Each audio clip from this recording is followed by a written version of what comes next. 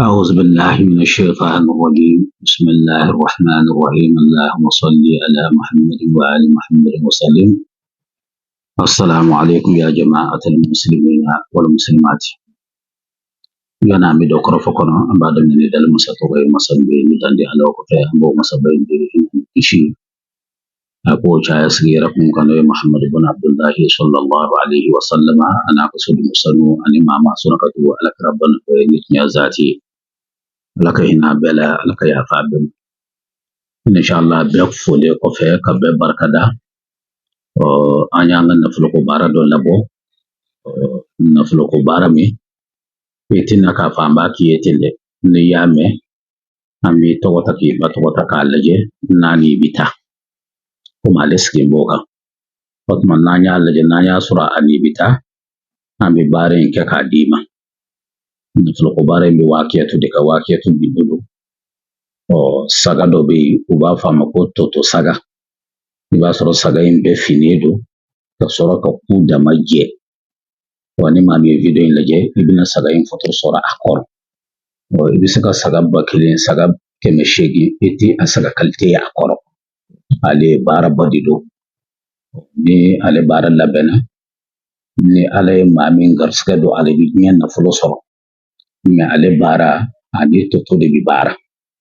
o ani toto bi bara o nyumi beba do toto e fem mara ladi toto bisaka fen do ta saba mara santan sanduru manani toto jara ka bara o saga in kubi chogomi toto fana kubite ibasro ni toto fari belaje ibasro kunu ni jembe chogomi ale saga in fana bi o chogoda o ludiri jaka bara o na jara ka bara e kan ka toto sogo ane saga kungule inde dungindo bodu sirru bodu anda befo mi doni defo mani baren kresa ka ba ala togo imbi sebe saga ku jemani ani toto ku jemani o de bibla sebe in kono nable la seben kono sanu mugo be kala warje mugo be kala wari mi nyere biddu wala mi jamanam nyere ka o era wari do al nasri bi yoro janna ni bi faka kiye bi jamanam ke bo jamanen wardo ci amma o de bi ke seben kono ani ko flay ala to ina ke bagayi ibadu cela wakma ira bin nashin ko shutani nani o angar modin kaka di mami ma ala bi so nyen na fuli ba ke nyonka na folo ko bara bodu bido bodu o kum tiktok do ale kumati saka chaya o ameni mami video yi soro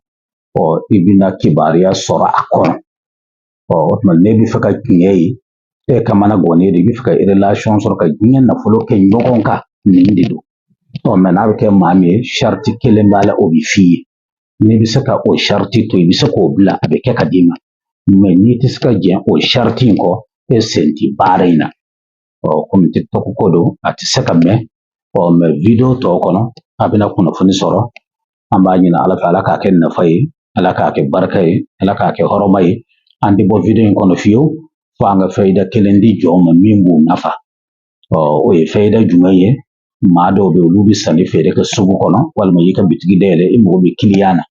e ma kiliyan soro e dum mo bi ika saka jama soro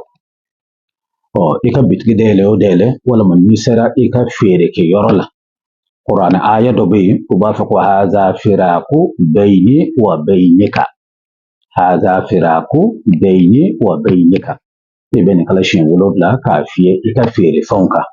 o ni ne ke ko alabi son ni ka jago fe wala me ka fere fon aka fara nyoya korodi o kore asugu bija amba ni ala ka ambe biya wati wala assalamu alaikum wa rahmatullahi